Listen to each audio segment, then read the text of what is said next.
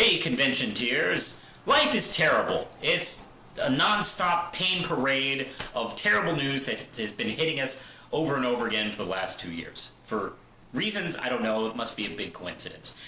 And the San Diego Comic-Con was this weekend, and hey, for like 3-4 days, totally forgot about all that garbage because there was a lot of wonderful news that came out of here that had me really excited, and the Teen Titans trailer. So let's talk about some of the things that really jumped out at me, specifically the Shazam and Aquaman movie trailers. There was also a Godzilla movie trailer too, but I want to focus mainly on those two.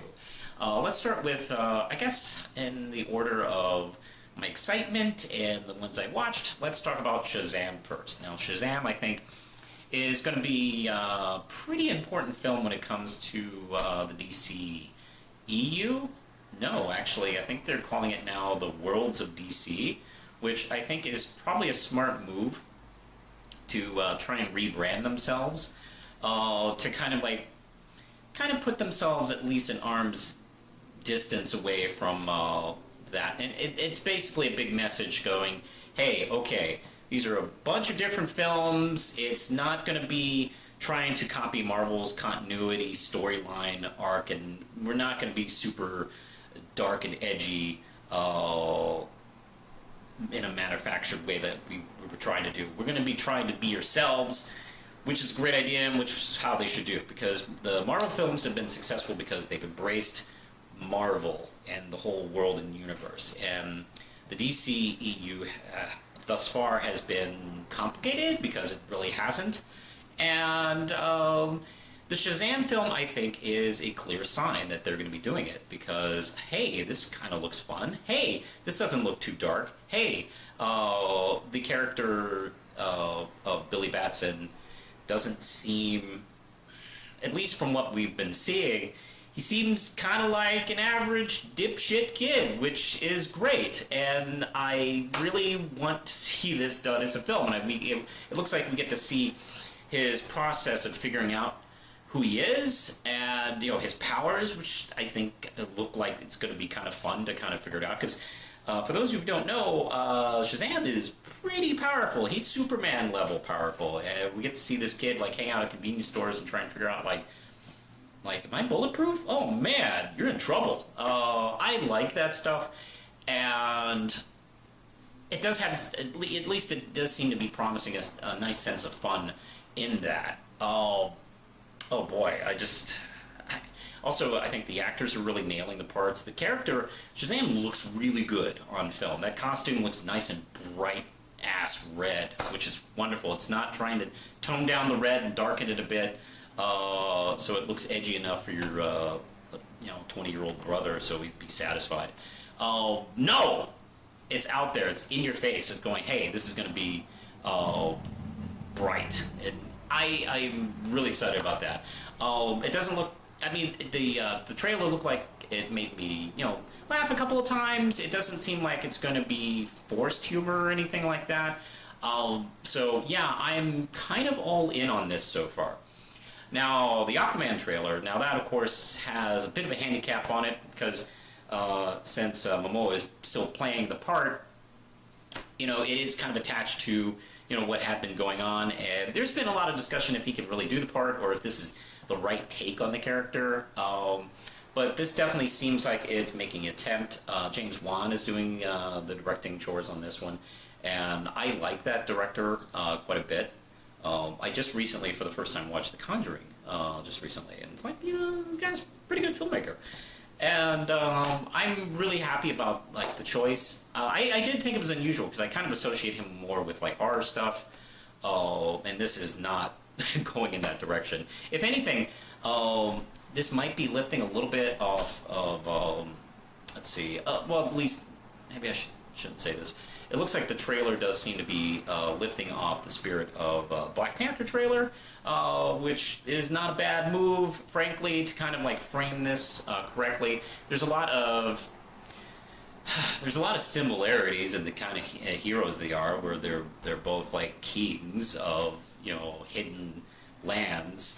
and they are both challenged by people. So okay, it's Marvel and DC borrow a lot from each other. So okay, all right. And Momoa, I think, the jury's still out if he was the right choice. He definitely always looks really good. He looks better. It looks like they're putting him more in kind of classic costuming, which I think is a wise move.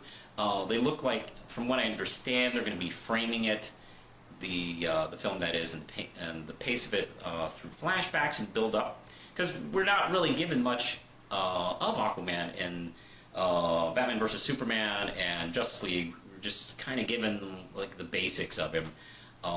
So this will hopefully fill in that story. I mean, the effects look really good. The guy's riding sharks. Look, I'm a sucker for seeing people ride sharks like they're horses or something like that. That's you got my foot in the door when you do shit like that. So yeah, I'm interested. I think it has a chance. I'm not rolling my eyes and going, forget it. Like to be honest, I didn't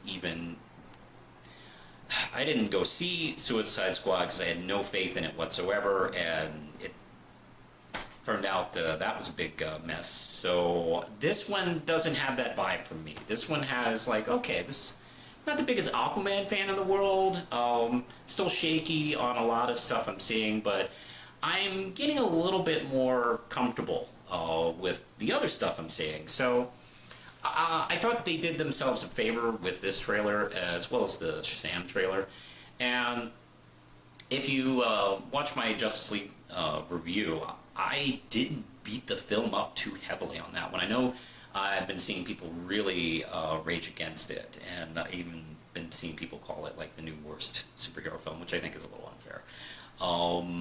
I appreciate the film despite all its problems, in the fact that it was an admittance from DC and Warner Brothers that, okay, I think we've been kind of doing things wrong, and we're going to try and change things. It was a bit of a transitional film, and I can't hate the movie for trying. It seems like it may have failed as a film on its own, but the fact that it's trying to kind of turn this boat around, I gotta respect it for that, and I still appreciate the film for that, and that's what I'm kind of hoping. A lot of people have been talking about how the DC film franchise is dead and water and over, even by people who loved it, and I've never felt that way. As harsh as I have been on some of their films and their decisions, I really do feel like the people love these characters. We love these characters, and all you gotta do is just trust them, trust the worlds, and embrace them and have fun. Don't try and make the same movie with each character, because there's no point if you do that. And manufactured darkness is not mature. So let's have the maturity where it's needed, and we'll go from there. So right now, I'm feeling kind of decent right now about the DC films, especially with these two trailers. So, yeah, I mean, I'm not there yet. I mean, they could screw this up at any point. But,